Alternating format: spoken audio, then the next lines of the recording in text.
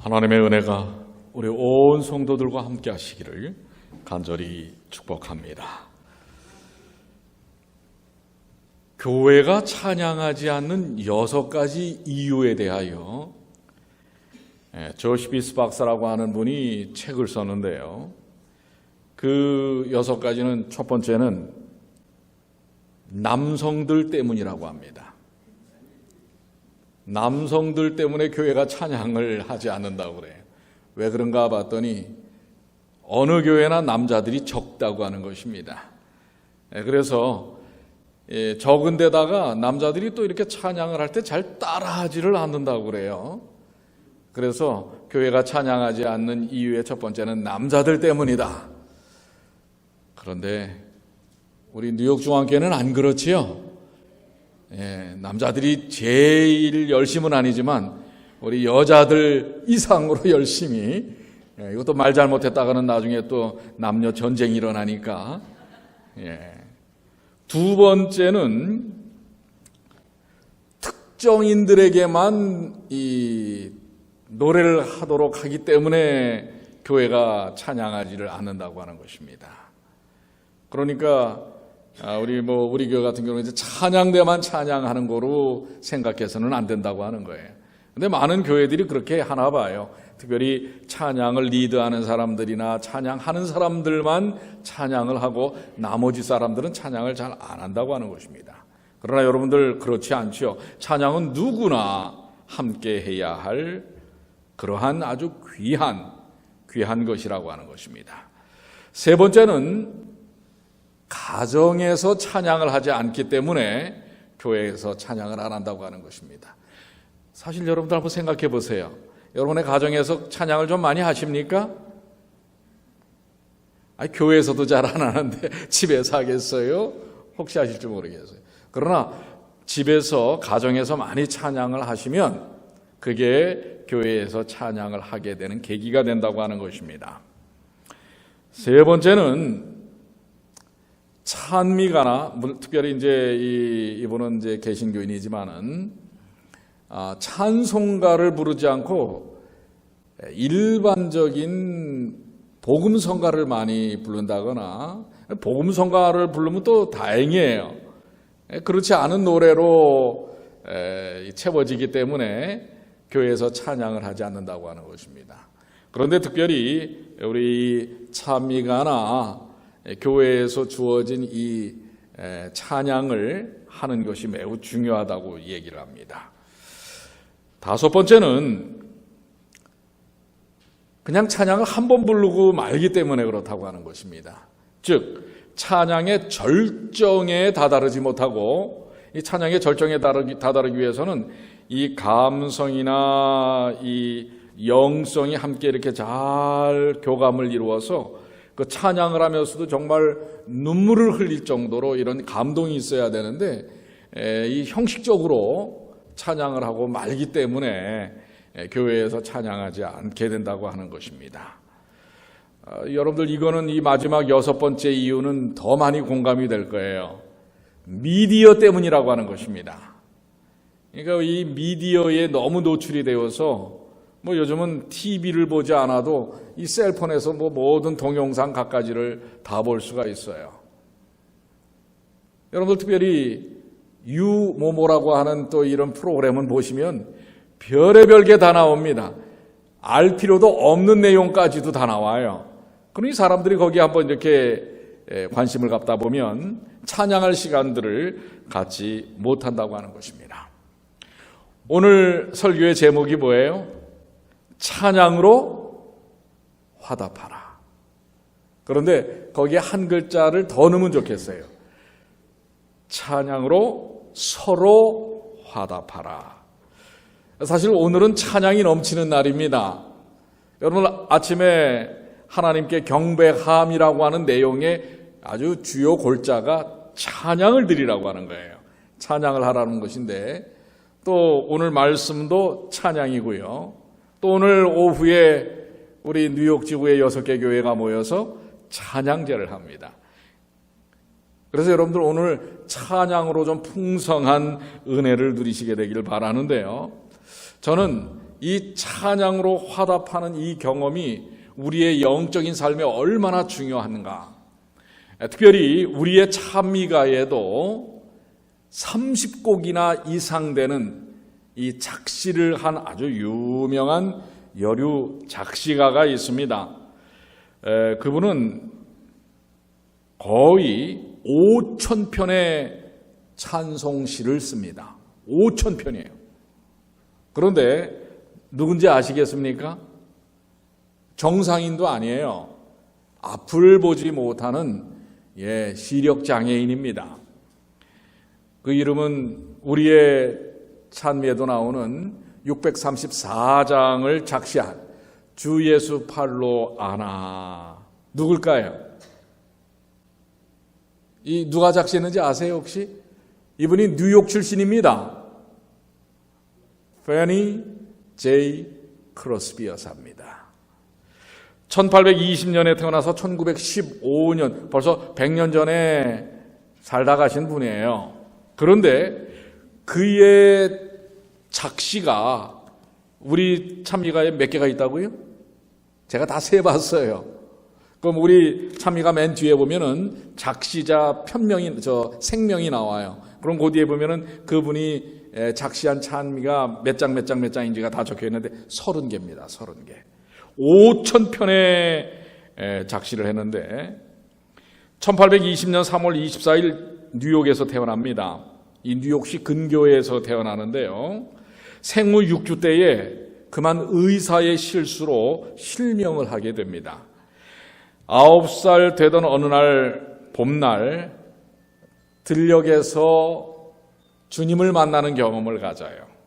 그리고 그 이후부터 시를 썼다고 하는데요. 특별히 이 찬송시, 찬양시는 그가 44살 때부터 적기 시작을 합니다. 36살 때 뉴욕 맹아학교인 이 맹아학교를 다녔고 그때 그 음악교사인 맹인, 그 남편도 맹인이에요. 알렉산더 판 알슈타인과 혼인을 했어요.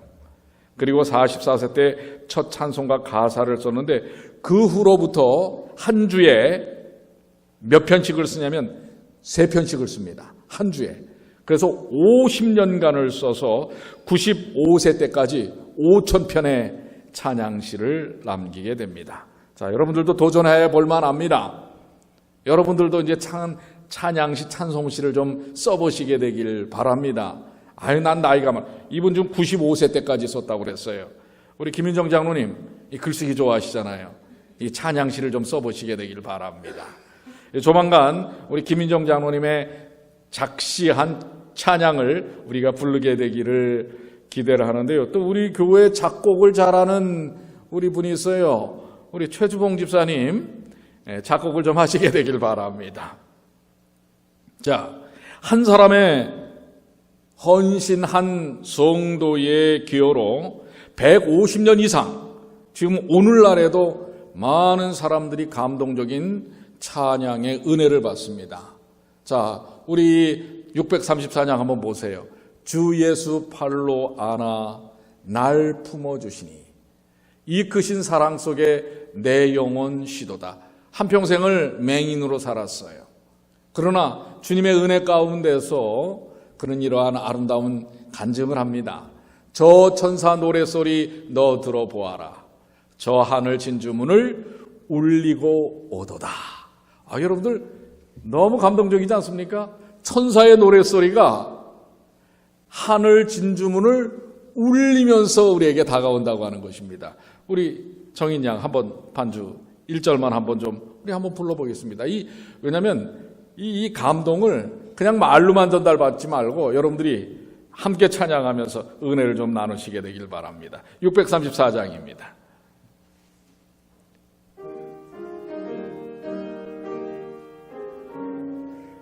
그 페니 제이 크로스비의 마음을 생각하면서 한번 불러보세요. 주 예수 팔로 안아 날 품어주시니 이 크신 사랑 속에 내 영혼 시도다. 저 천사 노래소리 너 들어보아라.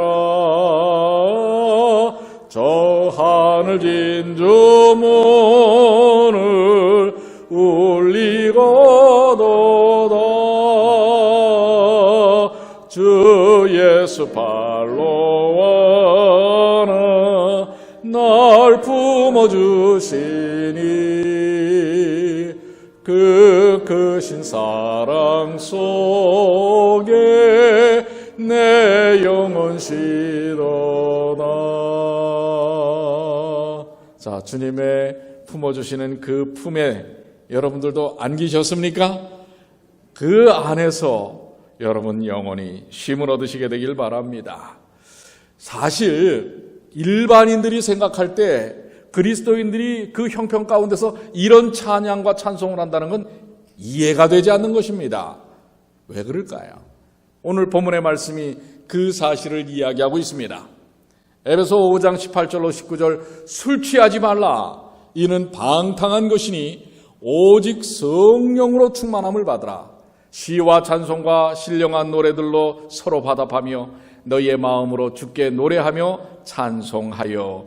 그리스도인들이 성령에 충만한 것을 지금 사도 바울은 뭐로 비유를 하고 있어요?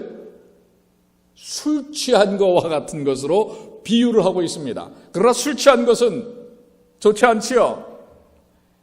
여러분들 술을 안 잡숴 보셨지요? 당연히 앉아서 보셨을 거예요. 아니, 잡숴 보셔서도 괜찮습니다. 회개하고 여러분들이 그리스도인이 되셨으니까. 근데 여러분들 술 취하면 어때요? 사람들이 정신이 몽롱. 집사님 참 잘하시네. 몽롱해갖고 뭐가 많아져요? 말이 많아지다가 또 어떡합니까? 흥얼대는데 지금 성령에 충만한 것을 바로 뭐로 비유하고 있냐면 바로 술 취한 것과 같은 그러한 정말 행복하고, 그래서 사람들이 술을 먹는지 몰라요. 근데 여러분들 술 먹고 난 다음이 문제죠. 그거 깨어나면 어때요? 더 허탈과 더 아주 이 어두움 가운데 깊이 빠지고 마는데요. 그래서 자꾸 술에 중독되는 사람들은 그걸 더 마시고 더 마셔서 그 기분을 유지하려고 하는데, 여러분들 우리 그리스도인들은 무엇에 취하면, 무엇에 충만하면, 성령에 충만하면 여러분들 술 마시지 아니하고도 마약을 하지 아니하고도 그거보다 훨씬 더 행복하고 기쁘고 즐거운, 그래서 뭐가 나와요? 뭐가 나온다고 그랬어요? 시와 찬송과 신령한 노래들로. 그렇습니다. 이렇게 되는 것입니다. 오늘 우리 찬양대원들 보니까 취했어요. 뭐에 취했어요? 성령에 취했어요. 너무나 찬양이 은혜롭지 않았습니까? 여러분들도 취하셨군요. 대답을 못할 정도로 혀가 꼬였어요.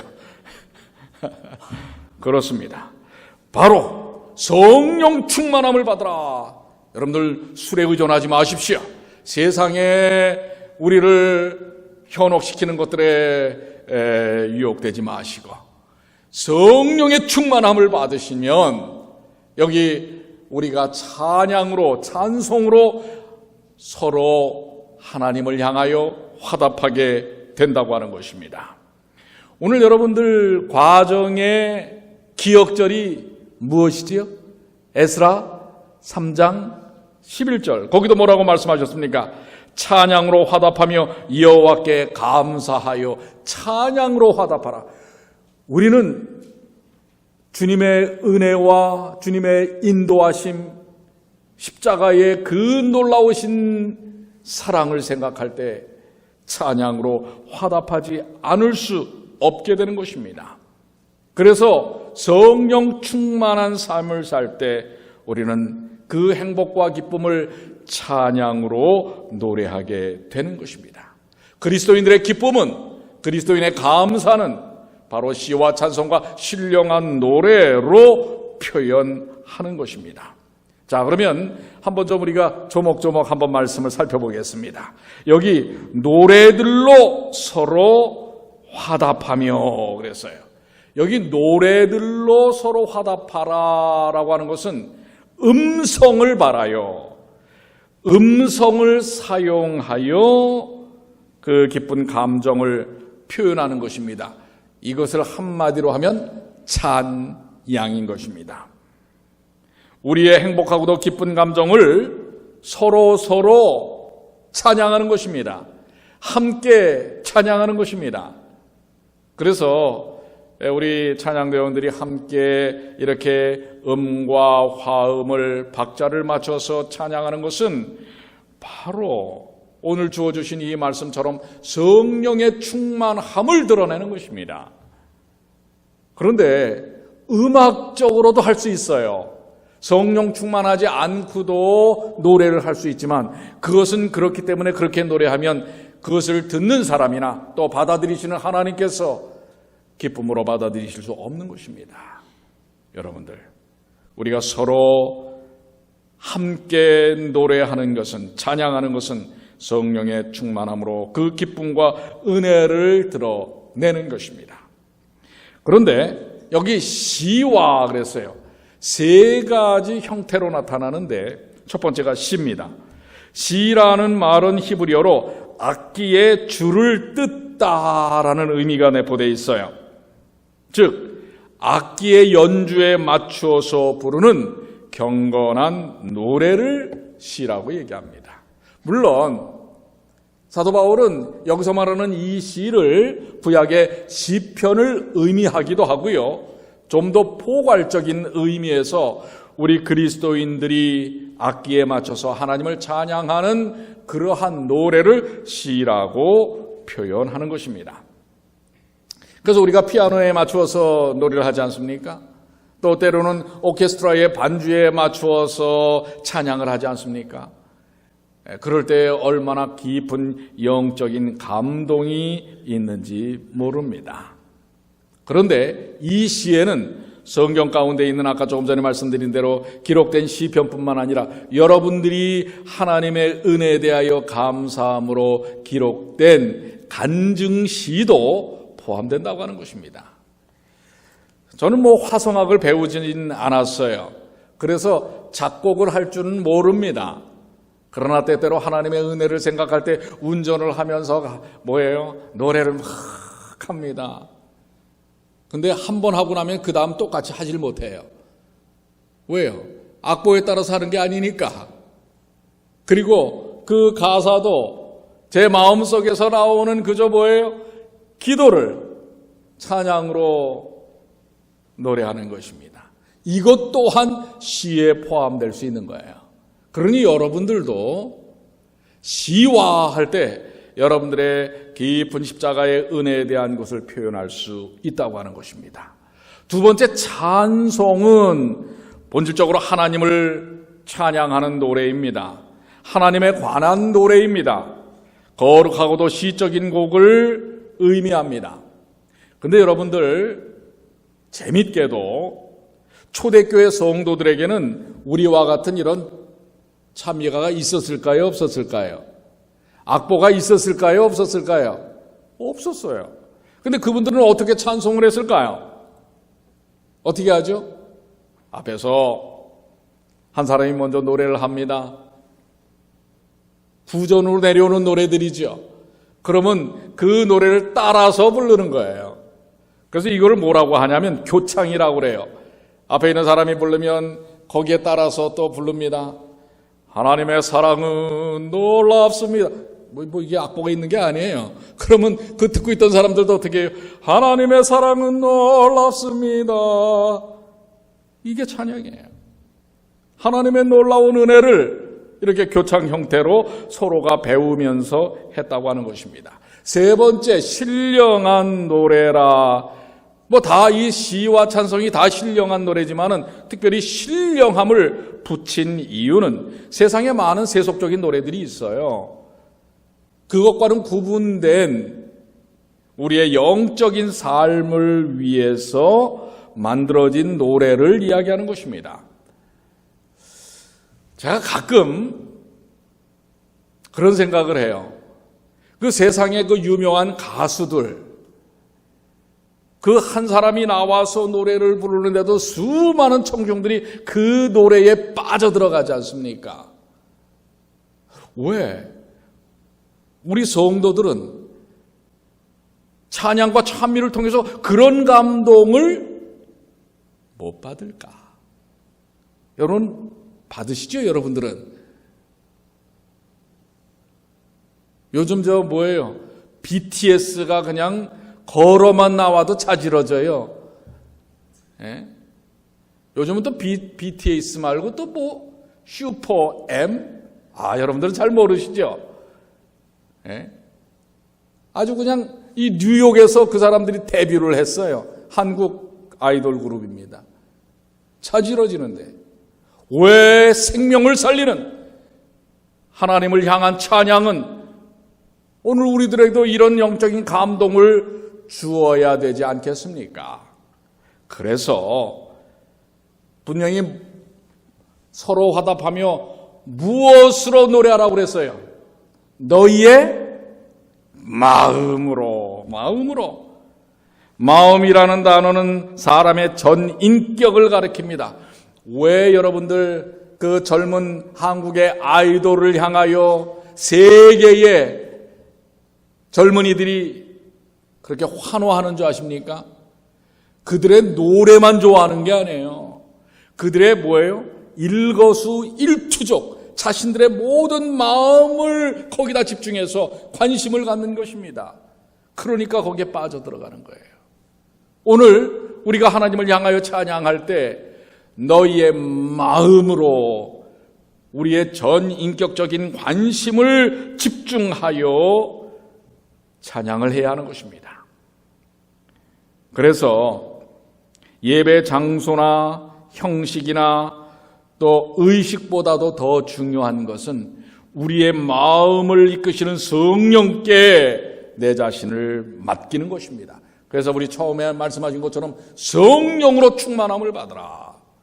오늘 사랑하는 성도 여러분, 진정한 찬양의 화답은 성령의 충만함을 받아야 하는 것입니다. 성령께서 내 마음을 장악하셔야 합니다. 사실 이따 오후에 우리 일부 예배를 지구장이라고 또 말씀을 전할 수 있는 시간을 주는데 이 말씀을 전하고 싶은데 짧게 하는 게 또 은혜가 돼가지고요. 정말 오늘 우리가 드리는 찬양제는 성령의 충만함이 경험되어지는 그런 시간들이 되시기를 간절히 축복합니다. 단순히 노래를 부르는 것이 아니라 깊이 십자가의 은혜를 묵상하고 하나님의 손길, 하나님의 도우심을 경험하는 것입니다.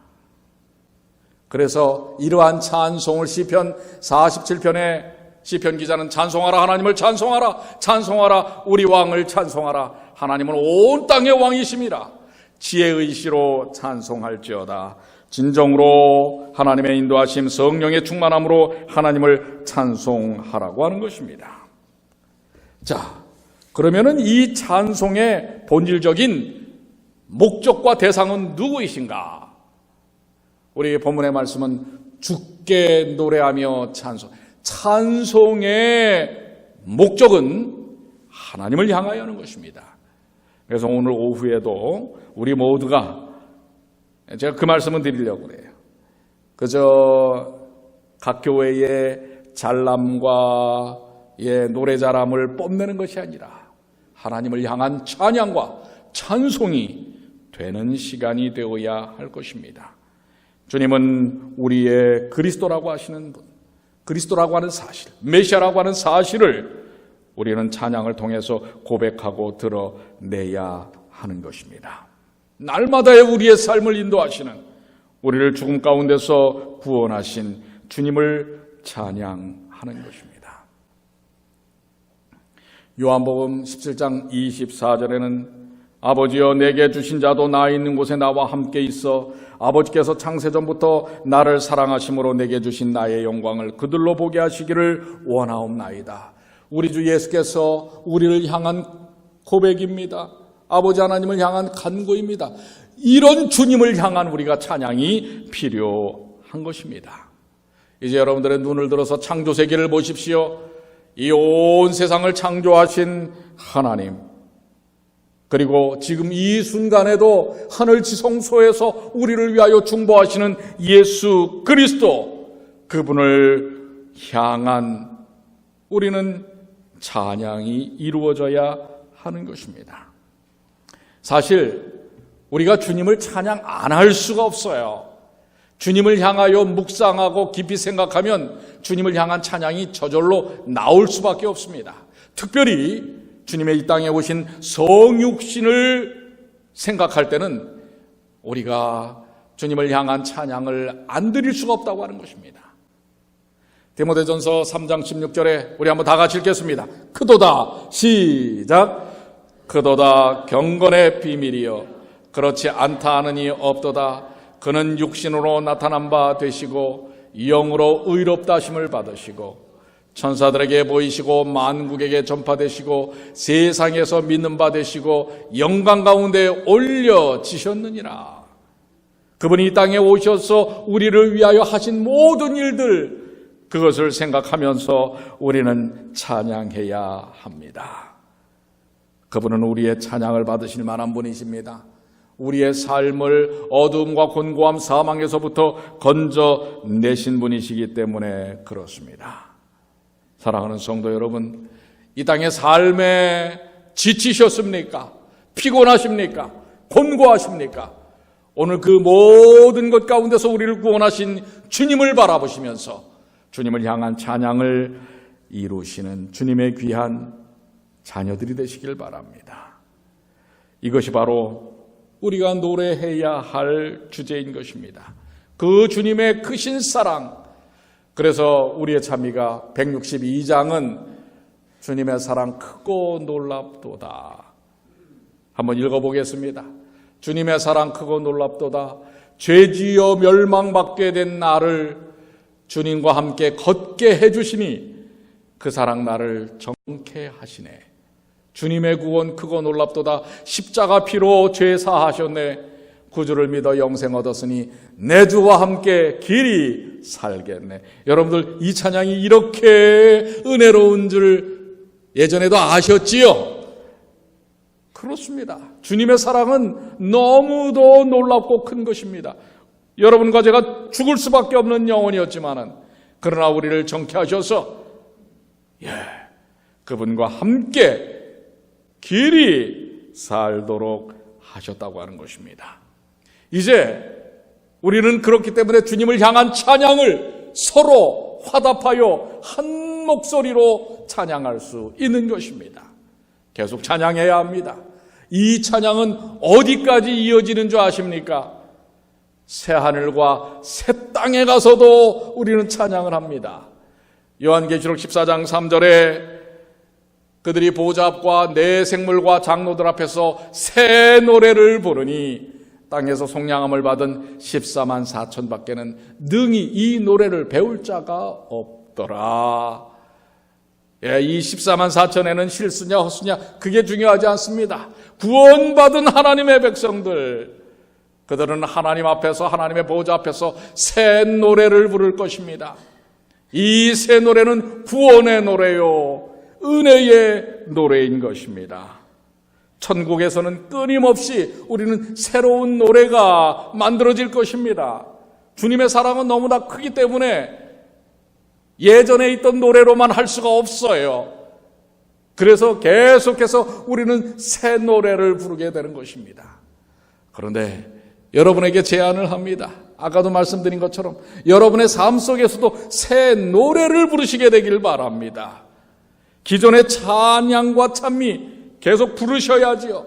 그러나 여러분 삶 속에서 역사하시는 하나님의 손길을 생각하면서 여러분의 간증의 고백들을 계속해서 새 노래로 부르시게 되길 바랍니다.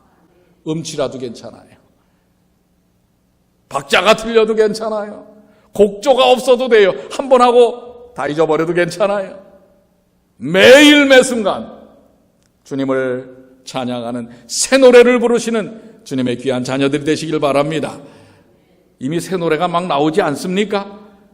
지금 입 가운데서, 우리 가슴 가운데서 이 주님의 십자가의 은혜로 막 새 노래가 나오려고 하지 않습니까? 근데 요즘은 참 좋아요. 한 번 부르고 잊어버려도요, 그런 노래가 막 나올라 치면 여러분들 셀폰에 다 뭐가 있어요? 무슨 기능이 있어요? 녹음 기능이 있어요. 녹음하세요. 나중에 들으면은 좀 희한하겠지만은 괜찮아요. 그게 그 어떤 노래보다도 더 감동적인 노래가 될 것입니다. 저는 이제 말씀을 정리를 하면서 오늘 찬양에 대한 말씀을 나누기 때문에 우리 찬양대장님의 오더가 제가 마음속에 꽉 박혀가지고 12시 전에 끝내주세요 하는 말씀이 지휘자의 지휘에 오늘은 따르겠습니다. 오늘만입니다. 여러분들 19세기에 아주 미국에서 유명한 세계적인 부흥사 도아드라 무디 목사에 대한 일화는 많을 것입니다. 그런데 이 무디 목사를 따라다니면서 찬양을 했던 찬양 인도자 유명한 생키라고 하는 분이 있습니다. 그런데 이 생키라고 하는 분이 여객선을 타고선 여행을 하고 있었는데요. 그 생키에 대한 사진이 신문기사에 나왔기 때문에 그 배에 탔던 사람들이 이 생키 씨에게 그 감동적인 좀 찬양을 좀 들려주십시오 해서 그가 찬양을 불렀습니다. 어떤 찬양이었는지 아세요?